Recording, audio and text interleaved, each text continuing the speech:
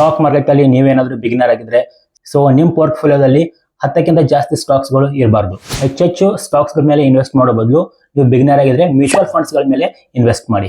ಇಲ್ಲ ಸ್ಟಾಕ್ಸ್ ಮೇಲೆನೆ ಇನ್ವೆಸ್ಟ್ ಮಾಡಬೇಕಂತ ನಿಮ್ಗೆ ಅನ್ಸಿದ್ರೆ ಸೊ ಸ್ಟಾಕ್ಸ್ ಗಳು ಏನಾಗಬೇಕಾಗುತ್ತೆ, ಸ್ಟಾಕ್ಸ್ ಗಳು ಯಾವಾಗಲೂ ಗ್ರೋ ಆಗಬೇಕಾಗುತ್ತೆ. ಸೊ ಸ್ಟಾಕ್ಸ್ ಗಳು ಗ್ರೋ ಆಗ್ಬೇಕಂದ್ರೆ ಅನಾಲಿಸಿಸ್ ಮಾಡಿ ನಾವು ಸ್ಟಾಕ್ಸ್ ಗಳನ್ನ ಸೆಲೆಕ್ಟ್ ಮಾಡ್ಕೊಳ್ಬೇಕಾಗುತ್ತೆ. ಹಾಗಾದ್ರೆ ಯಾವ ತರ ನಾವು ಅನಾಲಿಸಿಸ್ ಮಾಡಬೇಕು?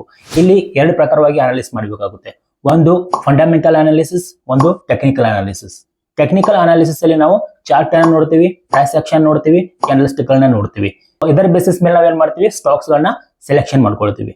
ಇನ್ನ ಫಂಡಮೆಂಟಲ್ ಅನಾಲಿಸಿಸ್ ಅಂದ್ರೆ ಕಂಪ್ನಿನ ರಿಸರ್ಚ್ ಮಾಡ್ಬೇಕಾಗುತ್ತೆ. ಸೊ ಕಂಪ್ನಿನ ಯಾವ ತರ ರಿಸರ್ಚ್ ಮಾಡ್ತೀವಿ, ಕಂಪ್ನಿ ಗ್ರೋ ಆಗ್ತಾ ಇದೆಯಾ, ರೆವೆನ್ಯೂ ಜನರೇಟ್ ಮಾಡ್ತಾ ಇದೆಯಾ, ಪ್ರಾಫಿಟ್ ಮಾಡ್ತಾ ಇದೆಯಾ, ಕಂಪ್ನಿ ಪಿ ರೇಷಿಯೋ ಏನಿದೆ, ಕಂಪ್ನಿಯ PB ರೇಷಿಯೋ ಏನಿದೆ, ಈ ತರ ತುಂಬಾ ರೇಷಿಯೋಗಳಿರುತ್ತೆ. ಸೊ ಆ ರೇಷಿಯೋಗಳನ್ನ ನೋಡಿ ನಾವೇನ್ ಮಾಡ್ತೀವಿ, ಕಂಪ್ನಿಯನ್ನ ಸೆಲೆಕ್ಟ್ ಮಾಡ್ಕೊಳ್ತೀವಿ. ಸೊ ಇದನ್ನ ನಾವೇಂತೀವಿ ಫಂಡಮೆಂಟಲ್ ಅನಾಲಿಸಿಸ್ ಅಂತ ಕರಿತೀವಿ. ನೆಕ್ಸ್ಟ್ ಯಾವ ತರ ಫಂಡಮೆಂಟಲ್ ಅನಾಲಿಸಿಸ್ ಮಾಡಬೇಕು ಅನ್ನೋ ವಿಡಿಯೋ ಬೇಕಾಗಿದ್ರೆ ಕಾಮೆಂಟ್ ಸೆಕ್ಷನ್ ಅಲ್ಲಿ ಎಸ್ ಅಂತ ಹೇಳಿ, ಅದ್ರ ಬಗ್ಗೆ ನಾನೊಂದು ಲಾಂಗ್ ವಿಡಿಯೋ ಮಾಡ್ತೀನಿ.